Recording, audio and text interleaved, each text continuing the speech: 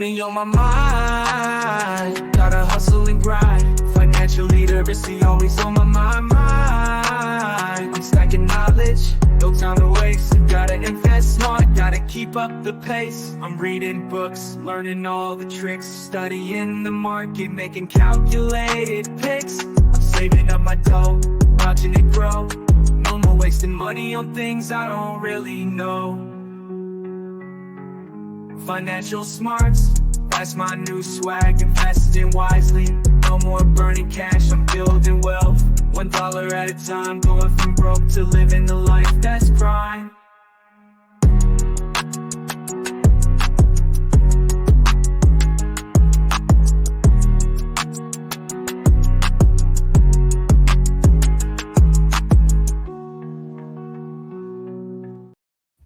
What's good, everybody? It's your boy Reckless Ray Dinero, and we are back at it again for another episode of Future Financial Strategies. I keep saying that. I don't have to do that intro because this is the Future Financial Strategies channel. So it's your boy Reckless Ray Dinero.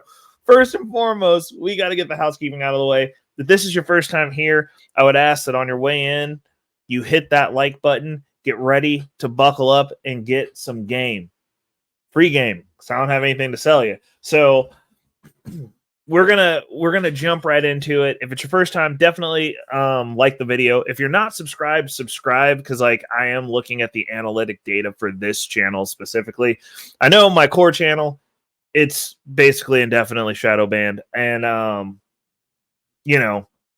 subs get in over there when they get in over there, how they get it. That channel is going to be mostly for when I'm doing panels, having conversations, maybe throw some reactions on there, clips and stuff from the stuff that's going to be on this channel. But this channel is solely bag talk.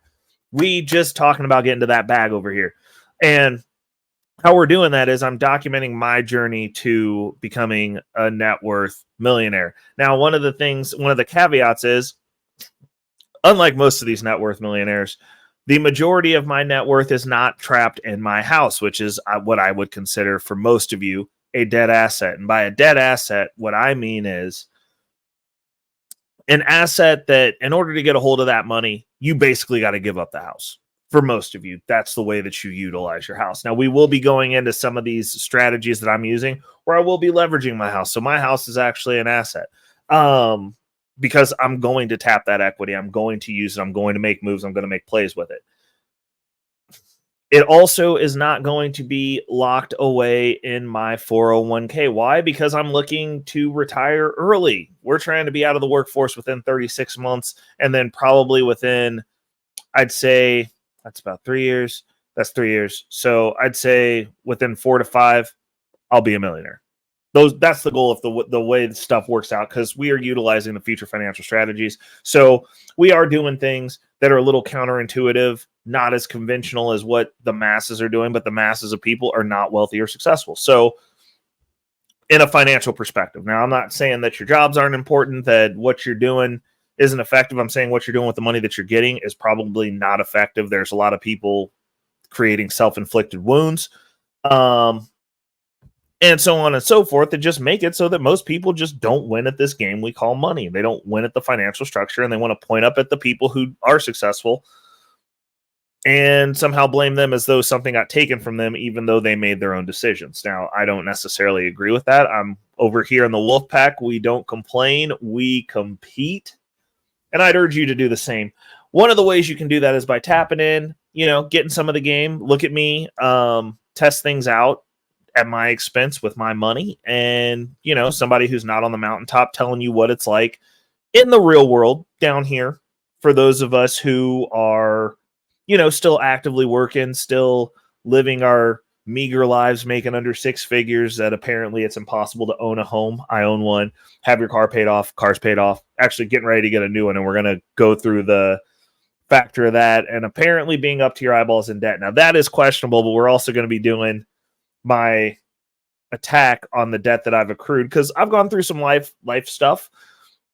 And so now we got to pull a debt. So I get to pay it down, and I'm not going to liquidate my assets, which is what most of your gurus would tell you, is go ahead and get rid of that thing that's working and pay off your debt and then rebuild it at the opportunity cost of, you liquidating the asset in and of itself. So now you get to buy it back at a higher rate and maybe not get back to where you were, but at least you don't have debt.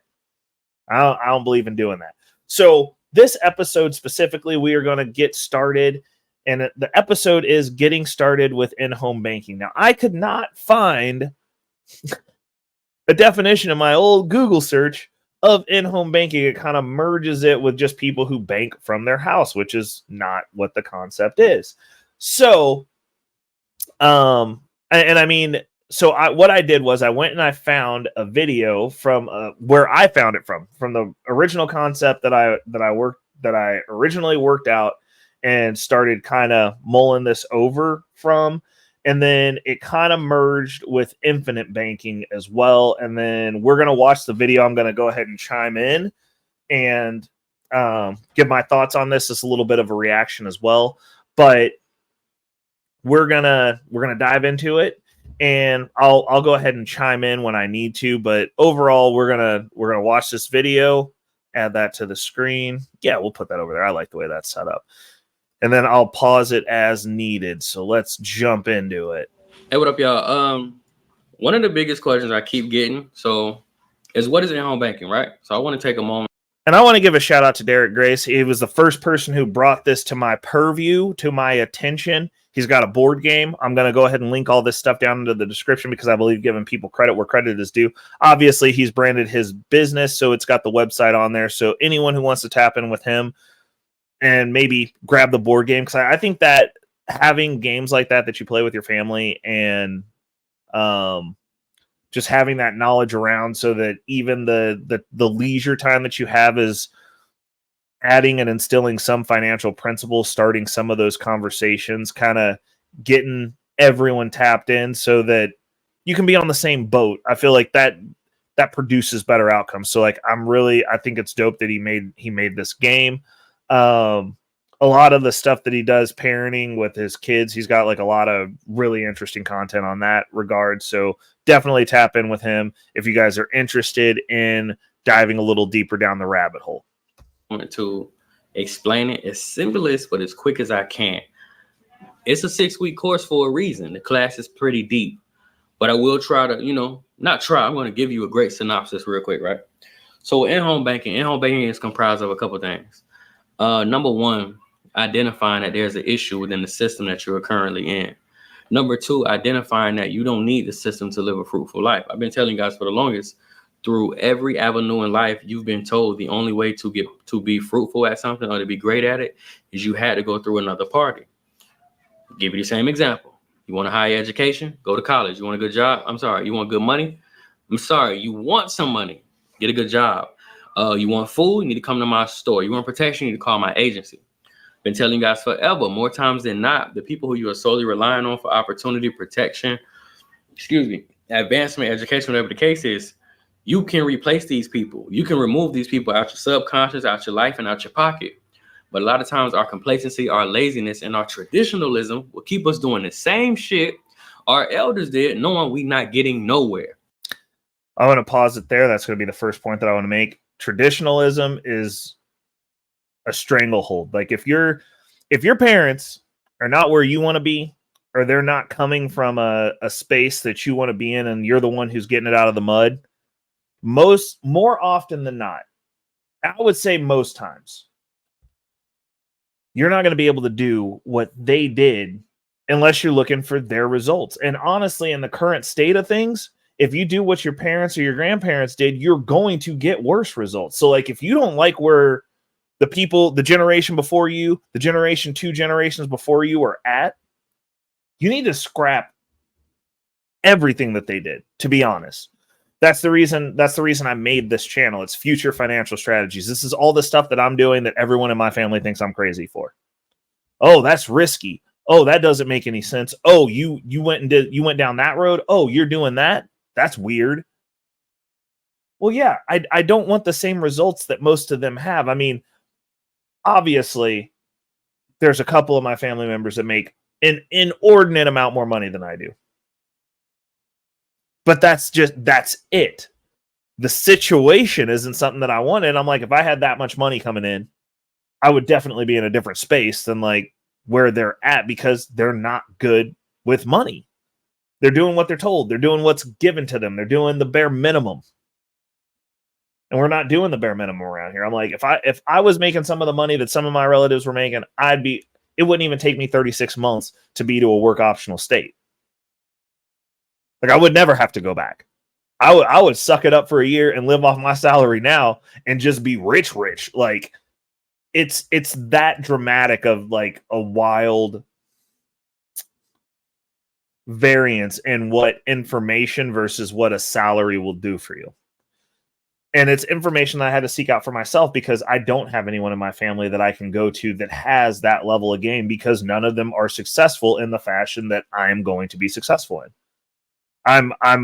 I'm doing a lot of stuff, even doing it in the convoluted fashion of the way that I'm doing it, faster than the generations before me are doing it. And I'm doing it by myself. I don't have a second party. I don't have a spouse. I don't have a second source of income that I'm able to also manipulate into my plan to like help boost this through. Like, I'm having to build the second source of income, which I'm actively building. We do the portfolio update every month. First Monday of every month, you can tap in with me and we can touch base on that. I give my receipts. Like, I'm showing the portfolio is growing. I'm showing my Charles Schwab account. Like, these aren't things that are even up for debate. Like, the money's in there. Like, you can see the positions. And then I'm using Snowball Analytics to break it down so that you can see what the total return is, because Charles Schwab does not give you total return. But a lot of the stuff that I was doing over a decade ago now, me deciding to get my financial situation together and realizing that everything that they've been telling me, everything that they were doing, everything that I was modeling that I see them doing, like, oh, go get some money, put some money away in the bank. You can't save your way to wealth. You can't, especially not now. But that over 10 years ago, when I was 25, looking at my situation and being like, for me, that was as rock bottom as I wanted to be. That was financially rock bottom for me. And I was like, I ain't coming back here. We got to make some changes. And the stuff that I'd seen around me was not working, because I was like, well, I don't want to work myself to death to just get that far. And that's people do the best that they can, but like, I grew up in the age where I saw the internet come. I have access to the information. So for me personally, and I believe for everyone who's existing in 2024, there's no excuses. There's no excuse. Instead of getting online and wanting to go look at Fight Club or see people argue or find out what the latest pop gossip is and detaching yourself from reality, you need to realize that if your financial situation sucks, you need to dial deeper in and go get the information that you need to fix your situation. So that way you don't have to escape every time you get off work. My escape is the grind. My escape is this. My escape is working on my portfolio to make my situation better. If I have a bad week at work, I figure out a way to eliminate as many of those bad weeks as possible by never having to go back in there again. I solve for the problem. I don't go home and be like, well, I'm going to have to go do this again next week and hate this job next week. Like, that's insane. That is literally, it makes sense that so many people are on. Actually, let me get this microphone in a better spot. There we go. That makes sense that so many people are on antidepressants, mental health meds to keep y'all functioning at these jobs that you hate, because you're literally engaging in an insane action, an insane activity, which is you hate this place, but you going back in there every week with no plan for escape. I can't wait to get out of this job. I'm going to go find another job so that you can be mad again in another 5 years. Like, what are you talking about? What are we talking? Like, that is insane to me. I'm like, solve for the problem. Don't ever have to go back to work again, or be able to treat your job the way that your job should be treating you. Hire slow, fire fast. Start working slow, quit quick. You can't afford to quit. So you don't get to the part where like, yo, like there's a couple of red flags around here. Like, oh, everybody's a family, but like we're getting screwed. And like the only person who's making money is the person who signs the check. Only person who's living a good life is the person who signs the check. I'm out. But you can't afford to be out. You can't just leave. Hey, this job isn't coming through on the promises that they made. They're funny with the money. I'm out. But you can't afford to be out. That's the goal. So within 36 months, that's where I'm going to be at. That's my goal. It's not a matter of like, oh, for me personally, it's the have to. I don't like to have to do anything at somebody else's behest. I don't like people feeling like they can tell me to do something and they think that I have to do it. I'm like, no, I'll just leave. Like, that's where I want to be and be like, you know what? Matter of fact, like if I'm not here, I can go chill out in the Philippines for a couple of months and make even more money than what I'm making now. I want that to be an option. I can go eat some fresh fruit, breathe some clean air, be around clean water, be able to exercise, clean air, and make more money because my money comes from here. I don't have to exist here. I don't have to go to that job. I don't have to bite my tongue until it feels like it's going to fall off. I don't want to have to do that. That's where we're trying to go. But a lot of this stuff is just stuff that we unconsciously do because of the influences that we see. What you see is what you become. Like, I'm a very hard worker. I grew up, I saw a bunch of people working very hard. That was a standard. That was a norm. The issue was on the back end of that, they weren't working hard up here to flip that money to make it so that at a certain point they could dial back. They could preserve some of their body, preserve some of their good years. I saw people, I've grown up generationally seeing people work themselves to death. And we was proud of it. We're like, yo, like that's a hardworking SOB right there, putting in that work. And me personally, my competitive edge, I am that way. Like, it's ingrained in me. And I've had to take it and I've had to focus it so that the same thing can be said about me when I'm working on my portfolios, me when I'm working on financial strategies. Like, oh, Ray will work himself to death, but guess what? He's planning on not being there. That's the pivot that happened with me. And nobody else in my family is really like that. Like, nobody else is really building anything. They don't have anything to talk about. They don't want to talk about money. They don't want to talk about assets. Nobody wants to talk about what we actually own.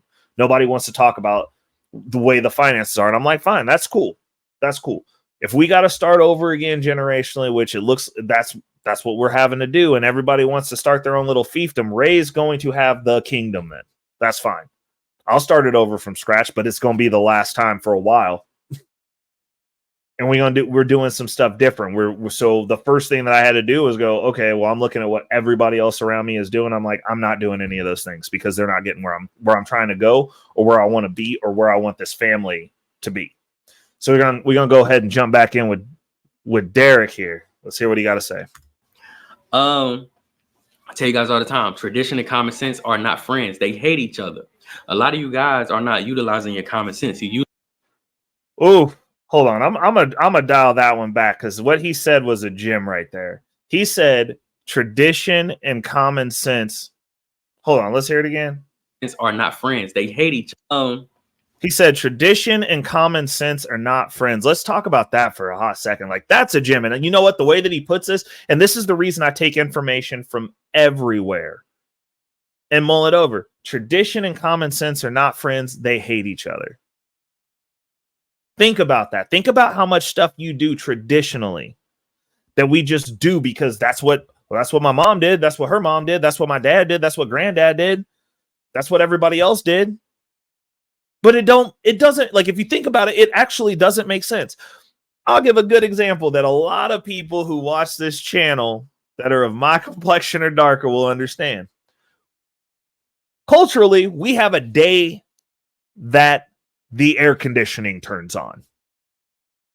I want you guys who share my complexion. I mean, some of y'all might, I don't know. Maybe it could be that it's a class thing. So if you are not black or brown or understand what this is or live in the Midwest where you got climate changes and not climate change, I'm talking about spring, summer, fall where the temperature changes. There's a day that the air conditioning comes on, and no matter how hot it gets pre that day, and I want y'all to tell me down in the comments what day it was for your household. So I know what day it was for mine. It's a day that the air conditioning comes on, and no matter how uncomfortable or hot it gets pre that day, that air conditioning does not come on. Just won't turn it on. Just sitting there. You'll sit in a chair with a fan directly on you and just just tough it out until the day that the air conditioning comes on. It's a specific day, and you turn it on that day. It's a wonderful day because it's the day where you can go, oh, okay, cool. It actually feels good to be inside the house right now. Because it always gets hot probably 3 to 8 weeks before that day, at least in Kansas City, every year without fail. And you got to wait till that day because you're not allowed to touch the thermostat. I mean, it makes no sense. Like, it's not even, I get it. The whole premise of it is you're supposed to be saving on utilities. But in modern times, we have these things called smart thermostats. Like, if you, like, everyone has it. Even my parents have it, where it kind of meters your energy uses. So, like, if it needs to turn it up to save you some money, it'll turn it up. Mine, personally, it doesn't. I have mine on a range because, generally speaking, I can deal with it being a little bit uncomfortable. It also motivates me to not be home during the spring and summer. I'm like, yo, you should be out at the gym. You should be out taking a walk. You should be doing something, not sitting on the couch at your house. So I keep it a little bit warm in my house. But there's a range. I also keep it very cold in my house during the winter. A lot of people are like, it's freaking cold. I'm like, put on a hoodie. Because I personally like it cold. So, it is my house. So, it's on that range. But the only adjustments that I make to that range is, like, as we get into fall, I adjust those temperatures for what I want it to be like over winter. So it's like the heat doesn't come on till it's a little bit cooler, and the air conditioning just doesn't come on anymore because, like, those numbers stay the same. And my utility bills are pretty consistent throughout the year. Like, during this time of year, they're pretty low because the heat doesn't really kick on unless we drop to around freezing and the temperature drops enough, but it's only on for a little bit, and the air conditioning doesn't come on anymore. And it's same going from winter into summer. It's like the air conditioner doesn't really kick on that much, and the heat doesn't really come on until, like, so you have these windows of time where it's just not touching. Like, your bills are just low spring and fall normally. Sometimes during the winter, because, like, we have those variances during the winter. But my parents still have a day. They have a smart thermostat, and they still have a day. They don't just do the range where it just keeps your bills, like, and they're not saving any more money. Like, they're not. They're actually not. Because by the time you lose all the money you save, because, like, now your house is scalding hot, window's been open, and now you got to go run that air conditioning that much harder because your house is nowhere near a normal temperature. So to get it to a normal existing temperature where you're not sitting in a chair sweating with a fan on you, you got to get all that heat out of there. So any savings that you might have had, you're going to lose it the day that you turn it on. So that means that day, all the savings you got, because that month now, your energy bill is stupid high because you spent that first couple of days trying to get the heat out your house. And common sense, it doesn't make sense. Like, it's like you're not actually saving money. No one does the math because they can't even tell you how much money they saved if you ask them. Like, are you saving money? I think so. I don't know. That's just the way my parents did it. That's the answer. We just got a day. I grew up with a day, so, like, I got a day too. Tradition and common sense are not friends. They hate each other. Let's get back to Derek. I tell you guys all the time, tradition and common sense are not friends. They hate each other. A lot of you guys are not utilizing your common sense. You're utilizing your tradition. So the reason you're getting similar results, like, this is the craziest thing in the world to me, right? You will do the same thing that your great-grandma did, your grandma did, and your mom did, and your uncle and your pops. But you will believe that some new result is going to drop out of the sky once you hit 52 and a half. Absolutely not. You happily follow a problematic cycle, and then you expect some great result at the end of the rainbow. I want to chime in on here for one more second because Derek is dropping bombs. Like, I actually do like his content and his channel. Like, he's solid dude. I mean, I don't implicitly agree with him on everything, but, like, solid information. Like, he's the type of dude you can have a conversation with. Like, I like Derek. I like him a lot. So the reason people follow tradition versus common sense is because it's easy, because you've always done it. So that pathway in your brain, like you've strengthened that muscle. Like we do this. This is what we do. I don't want to think about it. Like this is easy. It's one thing off your list. You don't got to learn a new skill. You don't got to like change the pattern. You get to do exactly what you've always done and just keep on rocking out like that. The issue is when it comes to the results. Like a lot of people are upset right now financially, like even in the financial market, because this video, this explanation and breakdown is 5 years old. But right now, within this market, right now within financial markets, people are pissed, rightfully so, because they did what their daddy did, their granddaddy did, and they keep talking about the American dream, and everybody's saying the American dream is dead. The American dream is dead for those who can't adapt. The American dream is dead for those who believe that they should only have to do what their parents and their grandparents and their great-grandparents did, and that they should get a similar result. Because right now, your tradition is being exposed. Because if you do what your parents, your grandparents, and their great-grandparents did, you're going to be in a worse spot.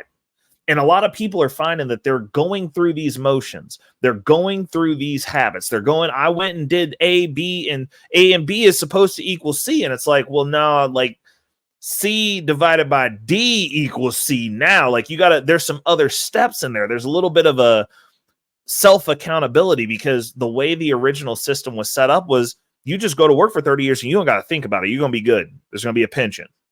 Somebody's going to take care of you.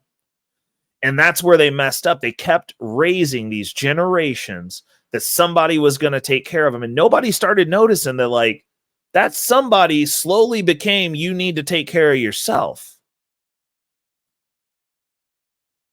Because that was what those older generations were promised. So the advice that they were giving was what worked for them, because it worked for them. It worked for them. It's the same reason that I tell you when we're listening to these gurus out here that are on the mountaintop, they're not down here with you. Reckless Ray is down here with you. I'm down here with you. I do not make six figures. I'm doing all the stuff that they say is impossible, that they tell you to get demotivated about, because I am capable of maximizing and multiplying money. And I'm getting results that are wildly different and wildly faster than what my family did.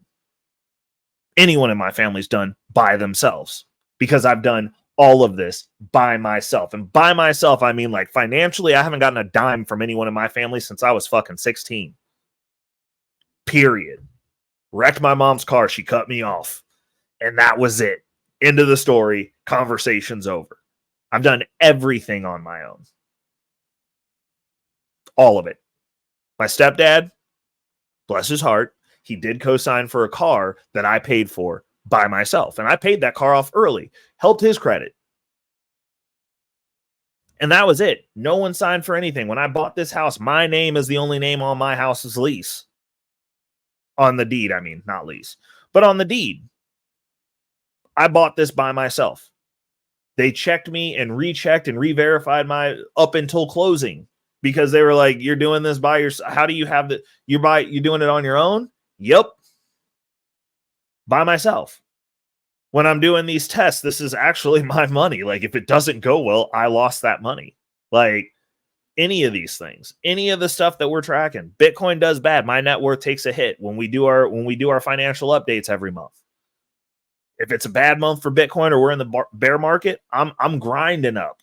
Granted, that might be a little bit different now because we got the traditional financial portfolio that'll probably carry us, because we'll have some other stuff to invest in during those time periods, and it's just generating money. But alone, by myself, there was no inheritance. None of the money has flown to me, and I'm probably the best person with money in my family. And like, we don't run on meritocracy, so it doesn't matter how good you are at multiplying money. It just goes to certain people when assets are handed down, and they fumble those bags. So no, they're like, I'm doing it by myself, and it's just one of those things where it's like the tradition part of it's easy. You don't have to think if you just do what they did before you or what you're told to do. And I've had arguments on Facebook over that. Oh, well, my parents made me get a degree. Like, did they make you get one that you weren't going to recoup the money on? Like, did they made you get that specific degree, or did they just want you to go to college?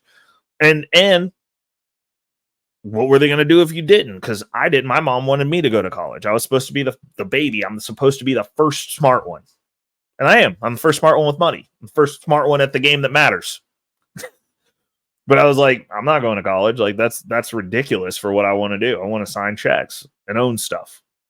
You don't have to. There's no college degree that keeps you from signing a check or owning anything in this country. So, and I worked in service industry. So I was working with a bunch of people who went and got that piece of paper that were doing the same job that I was doing, $80,000 in debt. That doesn't sound like a good deal either. I was like, I'm probably going to end up right back here anyway. So like, I'd rather just thug it out and learn stuff the hard way. Like, I don't know. Like, and then we look fast forward about 20 years. I'm in a different space than most of those people. I have more money than most of those people. I'm worth more than most of those people. Is what it is. But the tradition would have been, like, do what everybody else is doing. Like, you're in with the crowd. You're normal now. Normal people are broke. Normal people are not successful beyond a certain point, especially if you want to talk finance, monetary, net worth. You want to go on vacation once a quarter and think you're doing something instead of shooting for the stars so that you can indefinitely be on vacation and then be stressing about money and complaining about it all the time. I don't want to do that. Like, that's not a result that I want. So you can't go to somebody who's got that result and expect them to give you any type of game that's going to be any different. I'm like, it almost scares me when I hear that those types of people are even giving any type of advice. So I'm like, your life sucks. Like, why would anyone listen to you? Like, it doesn't make sense. But it's like, people, you see them appearing to be in a better space than you are and not telling you the truth. Because, like, we don't always have wins to talk about. Obviously, bull run season. So yeah, we do right now. But under normal circumstances, especially having most of my net worth tied up into crypto, we have whole 3 years at a time where we're talking about grinding it and getting out of the mud and getting ourselves in position for the bull run, which is right now. And now we get to sit and watch those plays work themselves out. And I'm excited about it. But that's not normal. This is a window in time. And that's the reason I tell y'all, be careful the gurus you pick, because like some of these people are going to be gone once the market is no longer hockey sticking its way up into the sky. A lot of these people aren't actually invested in the market. A lot of these people don't want to talk to you about the moves they're making in their portfolio and even showing you anything that they're actually doing. They're just wanting to argue online and giving people opinions and rhetoric with no receipts behind it. There's a handful of people that show portfolios, me being one of them, because my portfolio is not big. You got Wall Street Trapper. He shows his portfolio. Gigantic. Worked his way up, showed his portfolio the whole time up. Shout outs to him. You got a couple of other influencer / gurus, apparently. I mean, Anton Daniels shows pieces of his portfolio, doesn't show the whole thing. Shout outs to him, though. He shows more than most people. He at least shows his W-2s. He shows the money game part of it. Like, as he's not an investment guru. And he at least takes the time to show you that he's actually making buys and making sells. It's not the whole picture, but I'm just saying, like, at least they're showing something. You got to pick your gurus wisely. Also, people who don't show the whole thing, they're not showing performance. Like, I'm just saying, I'm just throwing it out here, because for me, my whole niche in this space is financial strategy. Like, I'm the money management guy. My portfolio, as you have all seen, well, not on this channel, but as you will see moving forward, every month I give the full update. And before I go into snowball analytics, which people can finagle, just so you know, if somebody's just guruing you out of snowball analytics and they're not showing you their Charles Schwab or the back end portfolio, just saying, that could not be true. But I preface, before we get into the analytics part of it, before we get into the snowball analytics part to show you the total return, I show the Charles Schwab account, and then we move over so that we can have the conversation over in Snowball Analytics so that we can talk about the total return and how well it's doing and how it's paying me out. And total, including my dividend payouts, I'm at whatever percent that I'm at. But I'm not, that portfolio is strictly about income. It's not about growth. And then I have the other portfolios in there that I show exactly how those are doing. My long-term holds. We're going to start talking about that now that we're making moves in there. It's doing well. Currently beating the market. And we're going to be tracking that long-term. I'm going to be doing it every month until I'm a millionaire.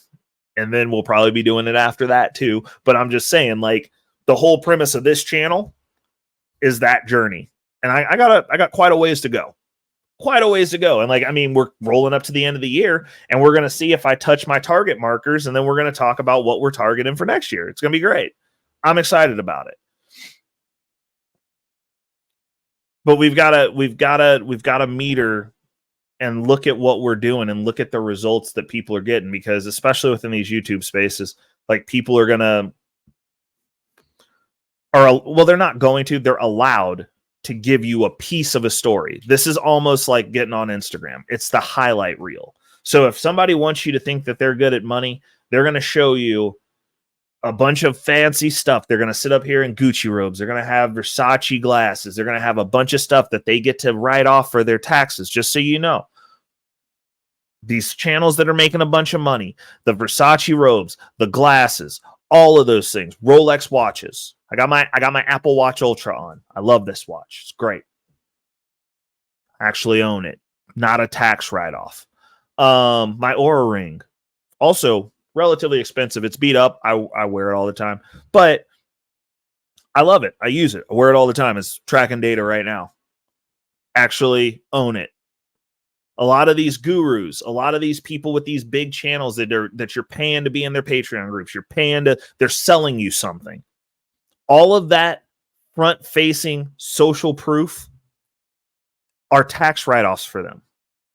You out here trying to buy it to compete with somebody that wrote it off for their business expense.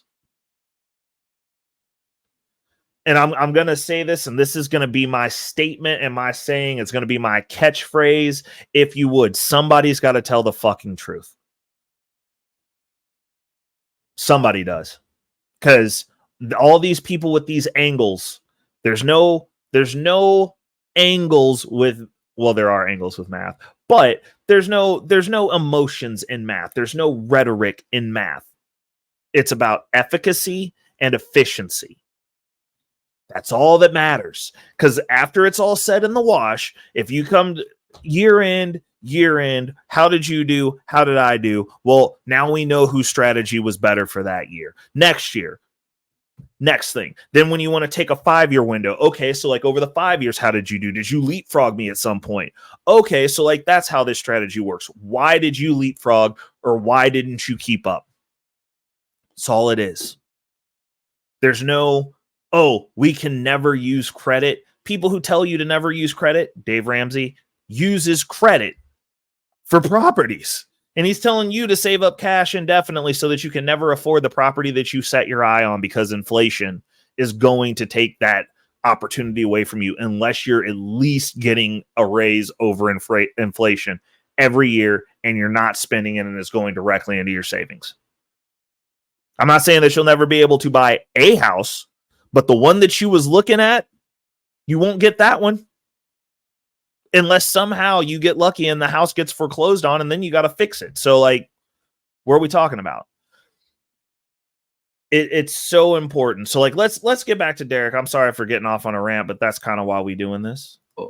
So one of the biggest things with the in-home banking project is, again, us identifying the people that's been feeding off us by way of machines. Us understanding that we don't need the machines to live a fruitful life. We can pull off the same thing with the people around us and dictate who's at the table. As I was saying, y'all, it is comprised of many elements, but one of the biggest things is just why I created the whole unlearn and relearn mantra in the first place.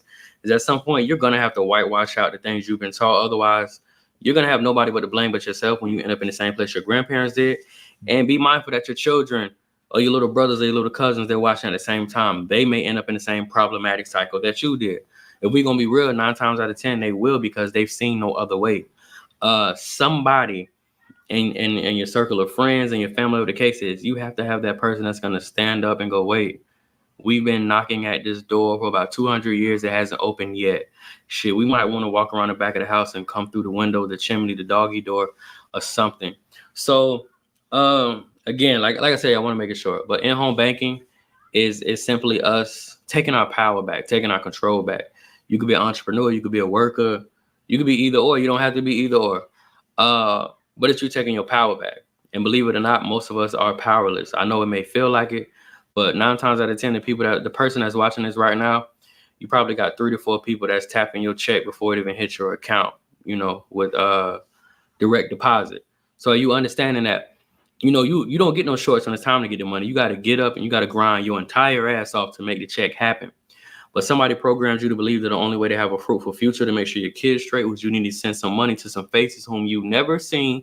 And if they run off with your money right now, you would not know where to contact them at. But you still happily send your money to them bi-weekly. All based off tradition, because 9 times out of 10, you haven't really researched to make sure that their formula is working for your family or your elders. You just simply follow what you were told to do. And you're just simply lying to yourself, believing that you're going to get a different result when you're 75. What did they say? The average retirement is 65 in America. Average life expectancy is 78, 77. So you're taught to grind about 40 to 50 years.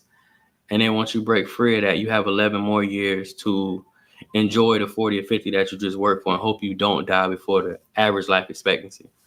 I can go on and on. I'm gonna give you one more example. I want you to take a hard look, and just do your family. You ain't even got to search far. Take a hard average of how many people in your family are financially sound and financially well. My family, I got maybe 1 or 2. I'm guaranteeing damn near, if we count 10 families, I'm guaranteeing 9 out of those 10 only have maybe 2 people who are financially sound and they 50 or over. That's not the way life's set up, in my opinion. I'm a true believer. Life is what you make it, and a lot of us not really making it nothing. So I'm gonna ask you this in regards to those numbers: is your whole entire family, fumbling the ball, mismanaging the money, don't know what the hell they're doing out here in the world, or was that system really not made for y'all in the first place? Like I said, y'all, I'm gonna make it short. Just want to give y'all a quick synopsis. But in short, we're taking our power back.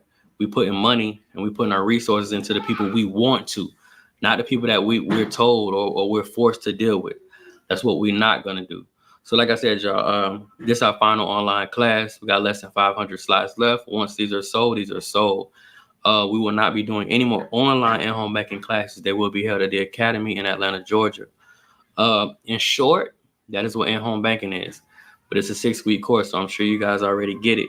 My answer could be way longer, but we're going to keep it at that. Be sure to sign up ASAP, DerekGrace2.com, and I'll see y'all when class start. Really. Okay, so we're going to drop that down. So the in-home banking concept, from what I've gotten from following Derek, is kind of, and this will be a hybrid of that and what some people refer to as infinite banking, which is kind of what it evolved into. In my retrospect, because I definitely heard of in-home banking before I heard of infinite banking. And after coming across Derek's content, I kind of sat on it for a while. And then when I started getting my finances together, I started trying to find something at the time that was similar. And I came into infinite banking, which was basically the same thing. And so the gist of what it is it's, you have a tool where your money flows into first, and you are able to manage yourself as a bank, which means that you can borrow money from yourself. So how did I get started in it? I started with a small pool of money. It was just I'm going to start this pool with $50.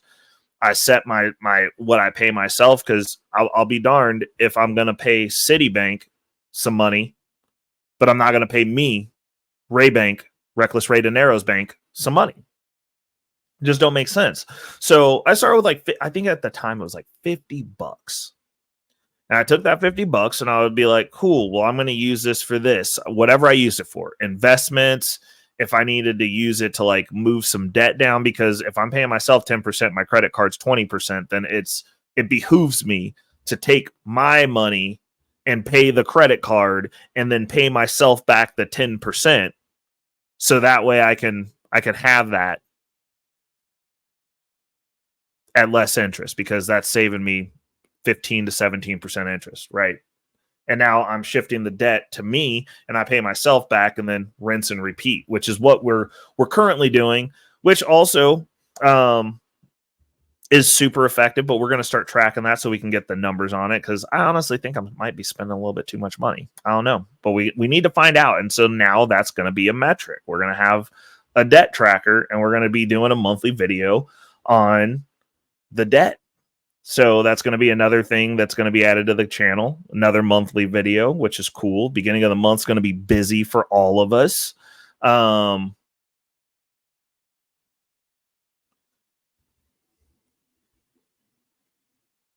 But the gist of what it is it's so instead of using life insurance, because Infinite Banking, they're big on selling you a life insurance policy with a high cash value. Now, for me personally, and this is as somebody who is one of the financially secure people in my family, they don't have to worry about me. Like I've gone through my crucible now, had a surgery, very expensive. I'm on high deductible for insurance, so I got to pay for that out of pocket.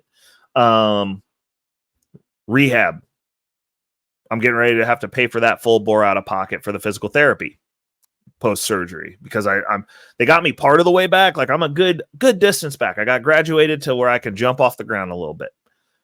But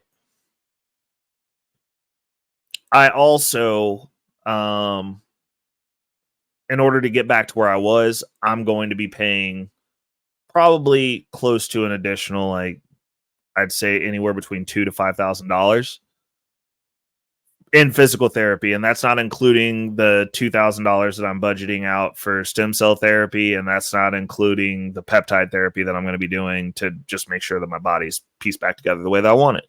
So these are expensive bills. And then on top of that, my head gasket blew on my car and I wasn't ready to trade it in. So that was an additional $5,000. So like out of that, no one gave me a dime. Not one dime.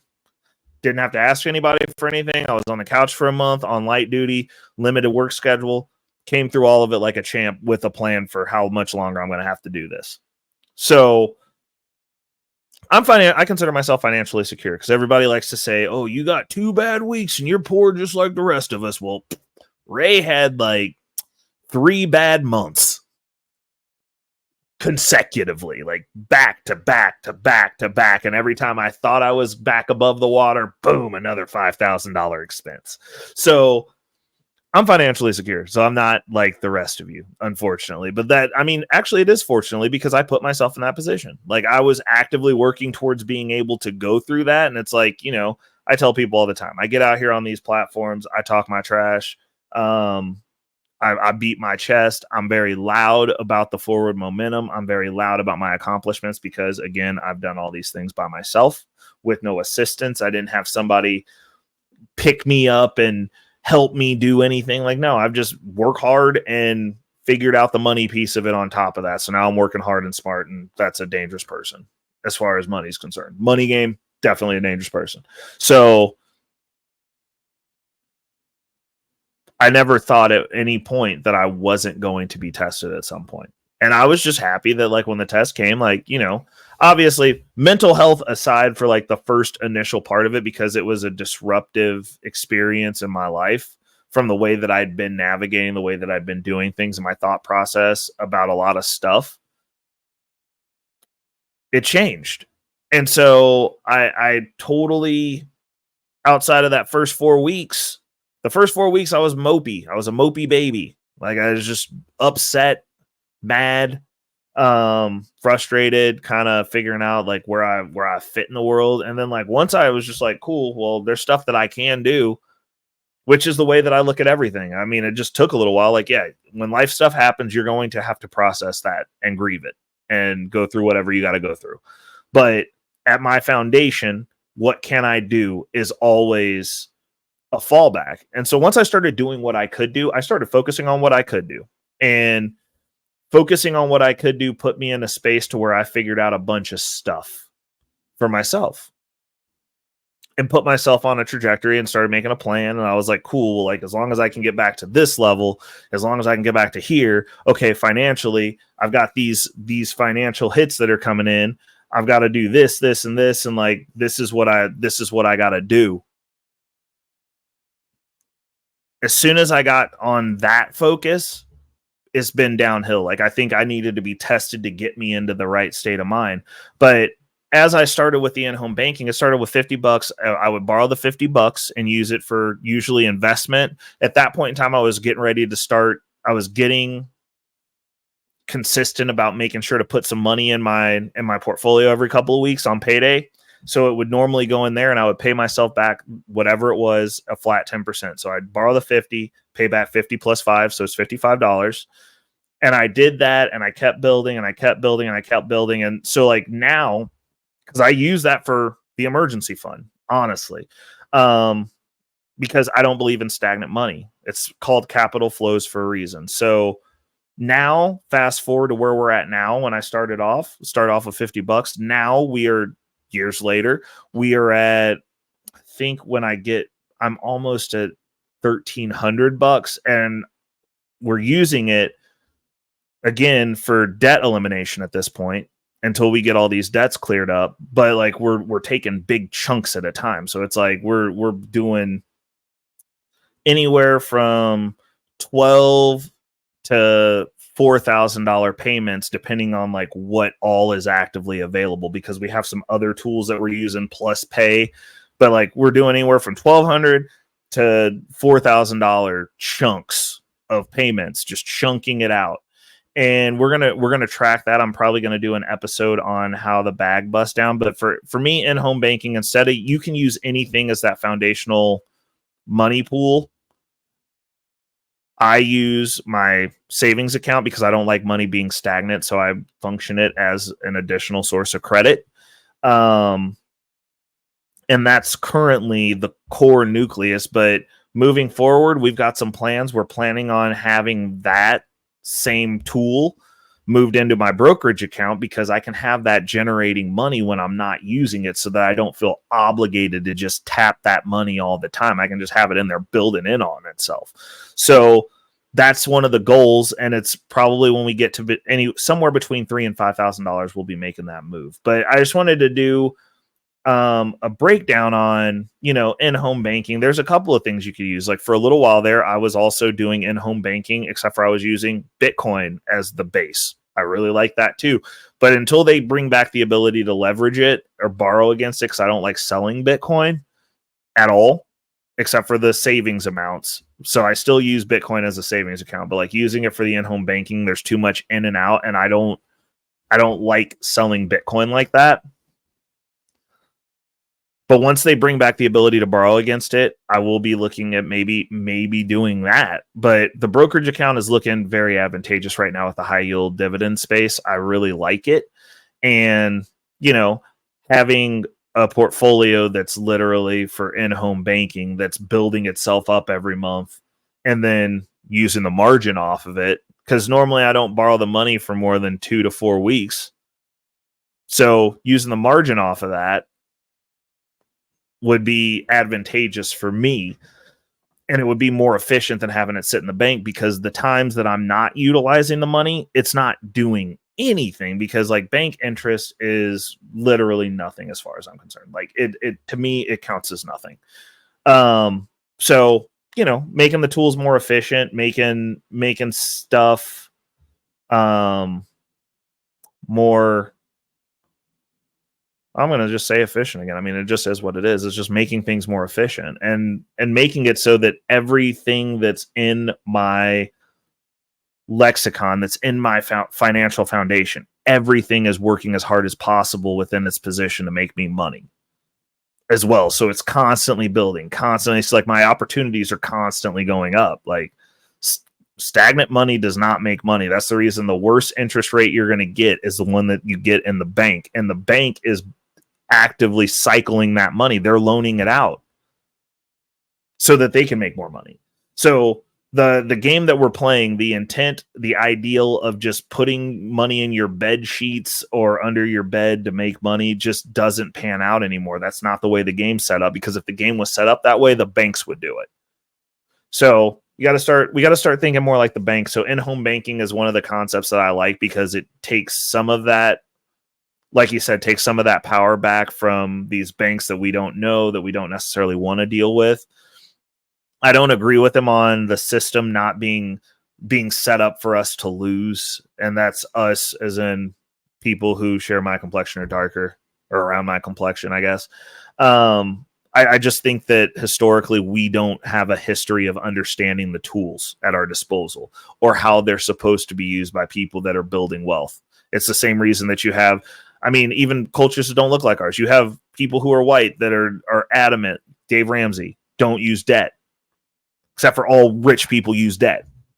I don't know one wealthy person that doesn't have debt of some form or fashion in some form, because it allows you to lever up, which allows you to accumulate assets and build wealth faster. So we just don't know how to use the tools right. I don't blame the tools for that, but the in-home banking concept of taking some of that power back. If I'm going to pay Citibank, if I'm going to pay JP Morgan, I'd rather pay Reckless Ray Dinero as well, and get me involved in that process, and, you know, use the tools for what they are and get rich. Like, I don't think that you can just in-home bank your way to being wealthy. I don't see how that could be a thing for a normal person in this current climate or space. Like, if you're just using that and that's the only tool you have and you don't have any other tools, like, that doesn't make sense. It doesn't wash out. But as part of a plan, a tool in the tool belt definitely shakes out. It's definitely useful. It's definitely worked for me. I like it. It's a tool that I use and I continue to use. And as we're growing, and as the financial situation continues to improve, and as we go from being stable to thriving, because that's the next step for me, I'm kind of at that teeter point now. And I feel like once this debt's cleared, that teeter point's going to tip heavily into thriving, because I will have a bunch of money to send other directions besides paying back debt. But right now, we're where we're at. Life happens, and you got to take those punches, and you got to not complain. You got to compete. So we got to get back in the game, and that's what we've done, and we're back better than ever. We just got some stuff to clear up, and then full bore ahead. But yeah, we're gonna close out on that. That's solid 57 minutes. Tap in with me down in the comments, questions, concerns, commentary. What are your thoughts? I definitely want to know what day it was that everybody's air conditioning got to get turned on, if you had a set date, because if you had a set date, I know it's ingrained into your soul what that date was, because you was sweating until then. Till next time, folks, it's been a real one. Definitely hit that subscribe button. Definitely hit the like button. Share this with your peoples also. Like, we started this channel up to be exclusive to Bag Talk, so that way we can get onto the algorithm. And in order for me to do that, we've got to get these videos shared. So with that said, it's your boy Reckless Ray Dinero, and until next time, peace. Money on my mind, yeah. Focus, got no time for games. Nah, I don't play it, I'm all about that financial literacy. Investing in my future, building generational wealth. Dollar bills, they be calling my name, but I ain't chasing fame, I'm chasing change. Learn the game, now I'm playing it smart. Putting my money to work, it's an art. I'm stacking paper, building my own empire. No more living check to check, I'm getting higher. Investing in stocks, real estate, and more. Gotta secure the bag, that's what I came for.